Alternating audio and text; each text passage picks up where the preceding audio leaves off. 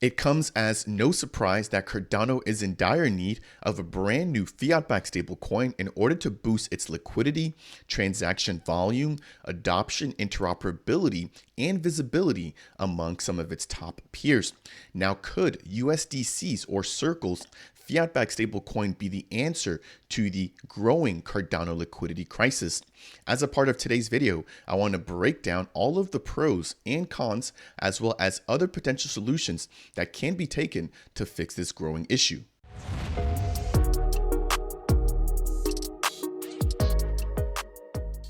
What is up, Ada Nation? Welcome to Dapp Central. I'm your host here, Fareed. In today's video, I want to highlight a particular request that I've begun to see on the rise in terms of questions about stablecoins and Cardano. So that's going to be, why do we not have the integration of a platform like USDC here on Cardano? Now, we all know that the more liquidity, the more attractive a particular chain looks. Right now, as Cardano is beginning to finally wake up and mature, we are still in the need of that much wanted liquidity, right? And so we've got stable coins already launched on Cardano. However, in order to expand our reach and in order to be interoperable and adopted, something like USDC could be of use.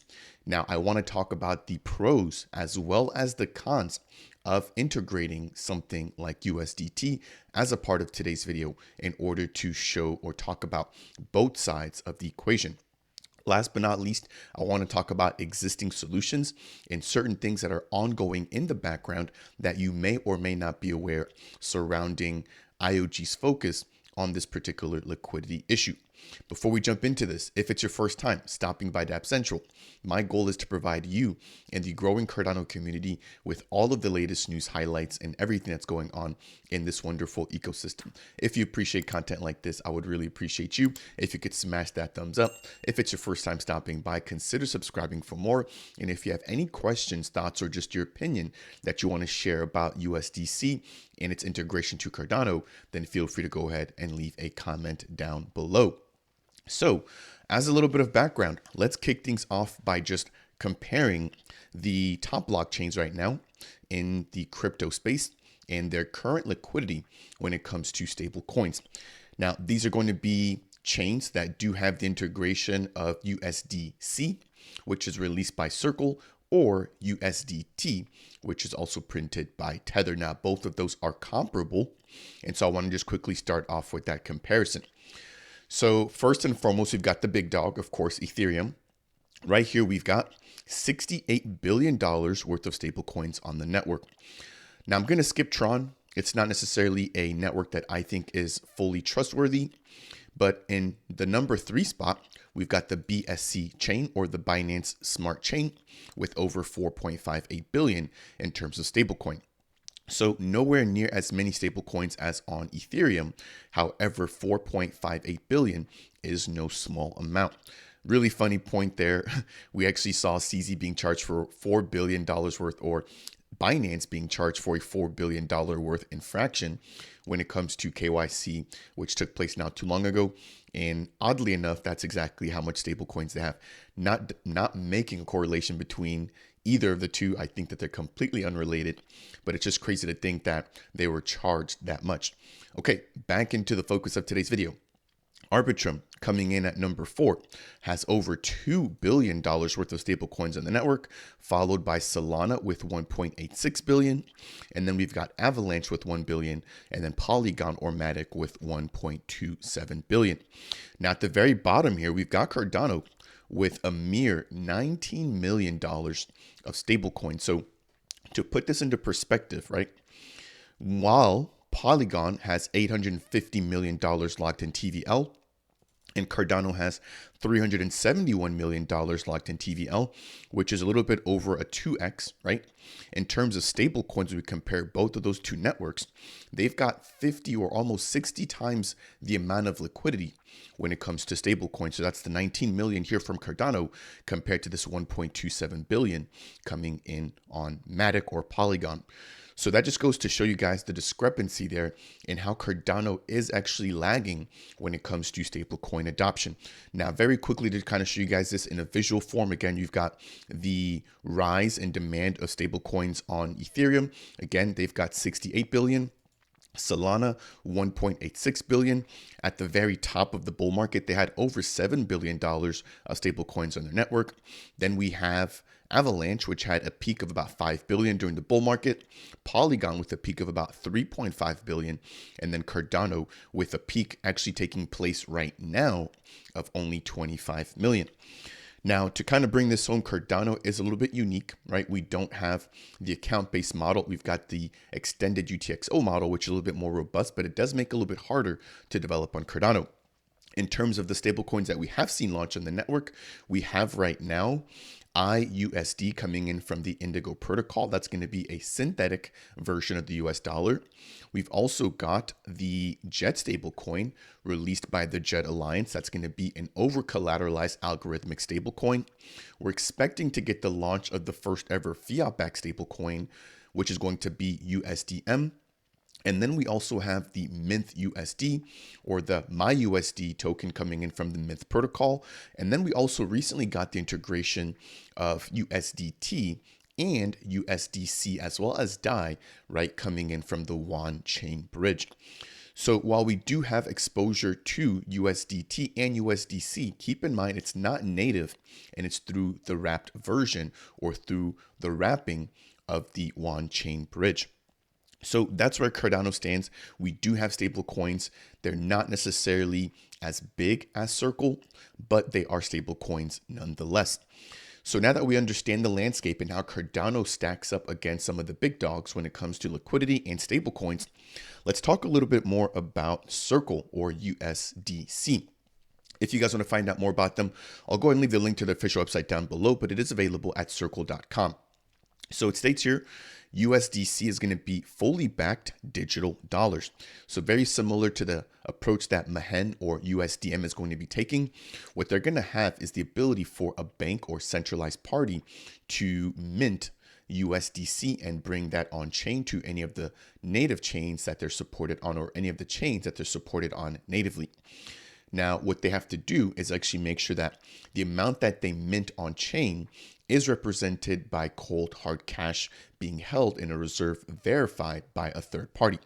So it states here this is built for rapid global payments with a 24/7 or for 24/7 financial markets. USDC is a regulated digital currency. You can always exchange one for US dollars. As a part of today's video, I want to talk about the pros and the cons of adopting something like USDC. So now that we better understand exactly what USDC is, let's talk a little bit more about some of its pros. Number one, it's going to be stable and regulated. So as they mentioned, they are regulated in the sense that they are working with some of the TradFi institutions to make sure that they are adopted, and then they're going to be stable in the sense that you should always be able to redeem this, again, 1-to-1 for an actual US dollar. Now, they also boast instant settlement, near zero costs, as well as the fact that they're open and globally accessible, and last but not least, widely used. That's the key piece that I think there Cardano could definitely use, which is the adoption that a platform like USDC or USDT boast. Again, they are utilized by millions of people, and in terms of liquidity, as you guys saw there earlier, there's $1 billion worth of liquidity which is currently available. So if Cardano is able to integrate something like this, that could bring in millions more of dollars into the growing ecosystem. Now, to quickly touch on the actual amount, right, which is currently circulating in terms of USDC specifically, right? Because again, even though I showed you guys those numbers earlier, that could be a combination of USDC, USDT, or other stable coins native to those ecosystems. But when we're speaking specifically about USDC, there's over $24.8 billion worth, which are currently in circulation. Of course, they have to have a 1-to-1 reserve. So they do have a little bit more in the reserves than they do have minted out, probably in the event that there's some sort of bank run, or in the event that there's some sort of depegging that occurs. So they've got 24.9 billion in reserves, again, with 24.8 billion currently in circulation. Now let's get into some of the pros and cons, kicking off with the pros first. when utilizing something like USDC, right, and bringing that into Cardano, that brings in interoperability. Again, this allows for some of the liquidity which is available in other ecosystems to potentially begin to flow out into Cardano. Imagine getting, just a quarter of the circulating supply of USDC, which is again 25 billion coming into Cardano. That would be billion dollars worth of liquidity coming into a brand new ecosystem, fresh, ready to expand or be dispersed into all the protocols building on the network. Number two is going to be increased liquidity, again, tying back into interoperability. Right now, as you guys saw there, Cardano only has $19 million worth of stable coins launched. But if we could get that liquidity, that could then make this opportunity, that could make this ecosystem, more of an opportunity for investors looking to leverage their current US dollars. Now, on the back of this also increases transaction volume on the network. Right now, I believe that Cardano is, I think, maybe number 4 or number 5 in terms of NFT transactions. I'm not necessarily sure where we fall just for regular transactions not relating to NFTs. But imagine, DeFi protocols, imagine DEXs, imagine metaverse platforms. All of these different aspects or all these different builders need, the transactions and the liquidity. When we provide something like USDT into the ecosystem, that gives new investors the opportunity to jump in and get in on those projects while also increasing the volume on the network, therefore making it look a little bit more attractive again to new investors and potentially the TradFi and VC community. Now, whether or not you want those types of people in Cardano is a separate question, but it is noteworthy, right, that the more transaction volume a particular network has, the more attractive it looks to outsiders. Now, it's also going to be good for adoption and exposure. And then very lastly, it's going to be really positive, right, in terms of a safe haven or a risk off asset. Now, when the bull market kicks off, which it should hopefully be kicking off here in the next couple of months, we've already seen a pretty big, strong leg up for Bitcoin. What we're typically going to see is people rotating, right, from Cardano native assets or from Cardano in general over into stablecoins in order to lock in their profit. So something like USDC offers that safe haven, right, where you're able to take your ADA gains once you sell at the top, whether that's $3, $4, $5, and you want to basically lock in that profit in anticipation that there will be a retrace into the next bear market where Cardano may fall all the way back down to 50 cents or even 25 cents again. Again, not here to make a price prediction, just here to give you guys this brief example. Once that price dip happens, right, you can then actually redeploy your US dollars or your USDC back into Cardano, buying back in cheaper. So those are some of the pros of utilizing something like USDC and integrating something like USDC on Cardano. Now, some of the cons, and I think that these are definitely noteworthy as well. One of the biggest things that Charles Hoskinson has mentioned himself is that USDC or Circle has actually asked for a 8-figure payment in order to integrate on Cardano. That means at minimum $10 million. I'm not sure exactly what the amount is, but if we're looking at just the figure amount, right, that 8 figures requires at least 10 million. Now that could be all the way up to about 99 million. I don't think it's as outrageous as that, but $10 million at least in order to integrate onto a platform like Cardano. Now, this also brings in centralization concerns. I mentioned earlier that this is going to be issued by a regulated financial institution or by a TradFi banking institution. That means that you're now at the mercy, right, of a centralized party, which of course, Cardano being touted as the most decentralized blockchain, this goes directly against that particular value. Now, to be fully fair with something like USDM, another fiat-backed stablecoin coming to Cardano, when they launch, they will have some sort of centralization happening, right? Because they're going to be taking a very similar model. So there's going to be a particular bank, which is going to be centralized or regulated, that's going to have to hold the fiat that is actually being used as the reserves anytime that USDM is minted on chain. So I want to be fully transparent that this particular piece here does not only apply to Circle. Now, there will also be counterparty risks. So because the fiat reserves have to be verified by some sort of third party, If that third party, right, has some sort of issue, whether it's by purpose or done on purpose or not, that could actually cause some issues on chain. As a brief example, if the third party verifier, right, accidentally miscounts what's in the reserve and maybe thinks that there's more in the reserves than there actually are, right? We could see more of the token or USDC minted on chain that's not actually supposed to be there, or that isn't actually backed by US dollars. So that's probably the biggest issue when dealing with something like Circle, or just when dealing with a third party or with fiat backed reserve stablecoins. Now, this again opens us up to external dependencies. And then very lastly, right, or second to last, I should say, is going to be the fact that USDC right now works very well, given the fact that they operate through a smart contract as opposed to a native token model, which Cardano uses. So when an asset is minted on Cardano, it's basically out open into the wild, and that asset actually resides within your wallet. On ERC20 networks, where we have the wider adoption of USDC and USDT, they operate on a ledger-based model, which basically has a smart contract or a ledger where your wallet is added as owning the actual token. Now, whoever controls that smart contract or that ledger basically has the ability to dictate what happens with those assets, or with whatever asset is managed on that ledger. So it's a little bit different of an operating mechanism.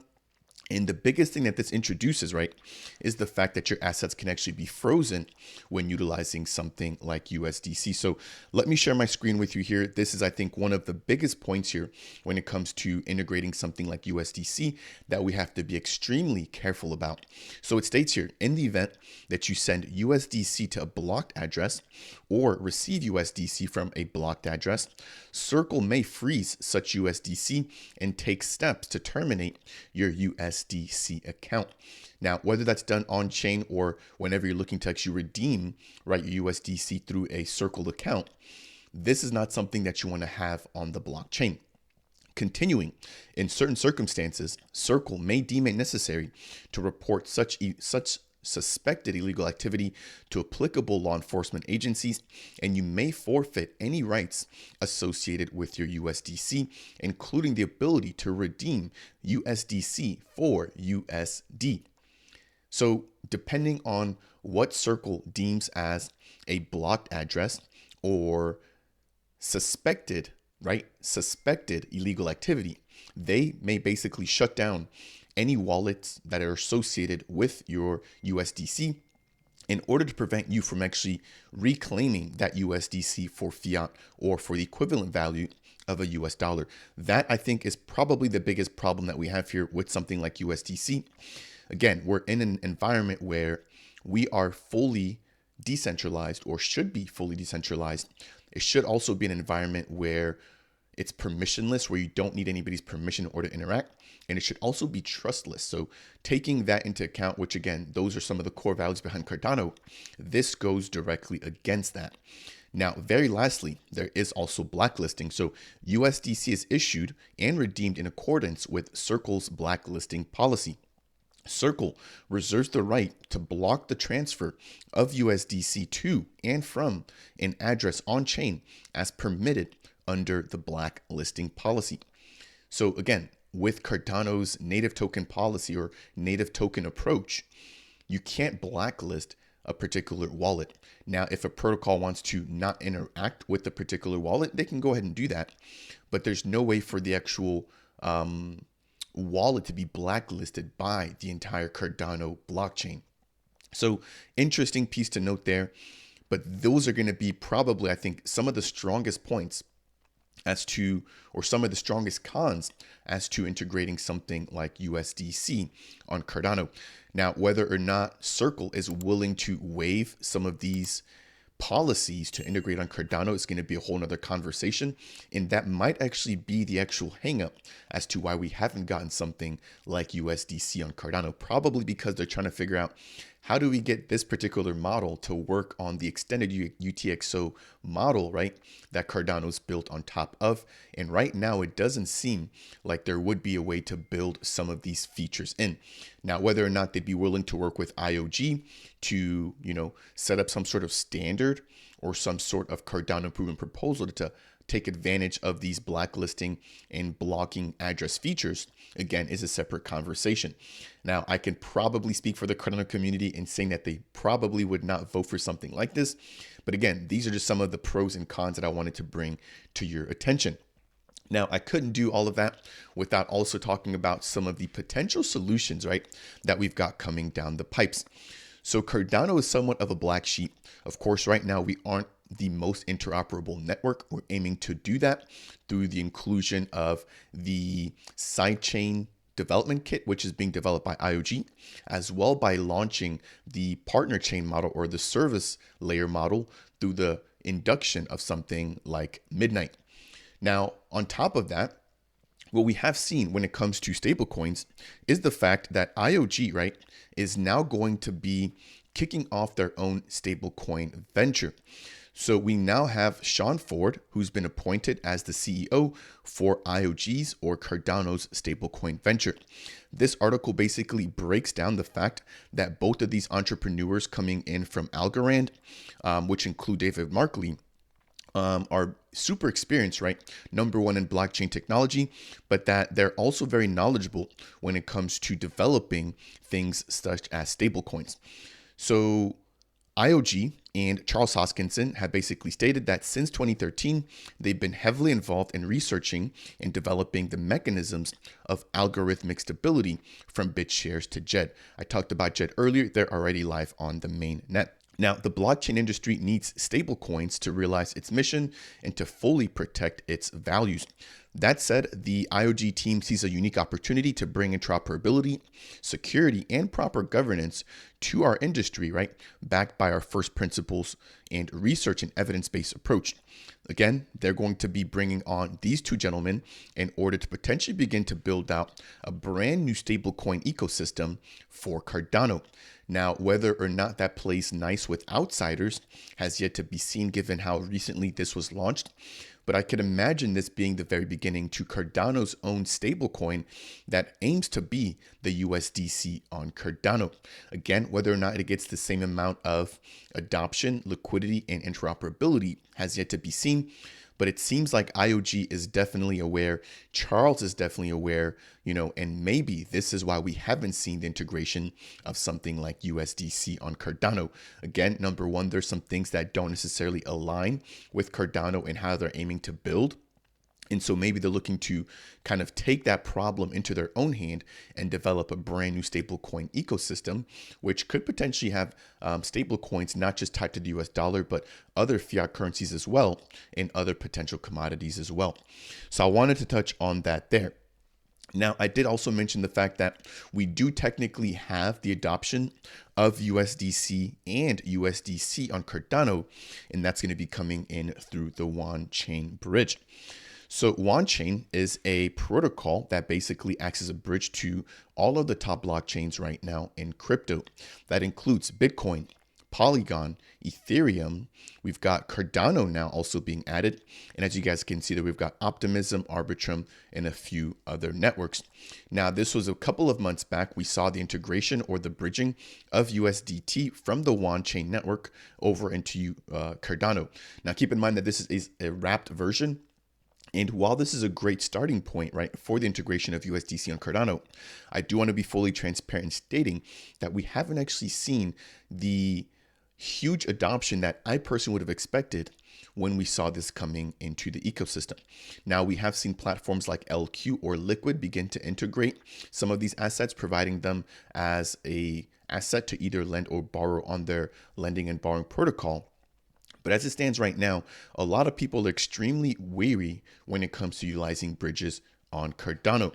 So understanding that, we do have technically USDT and USDC on Cardano, but it's not the native version that a lot of people are asking for.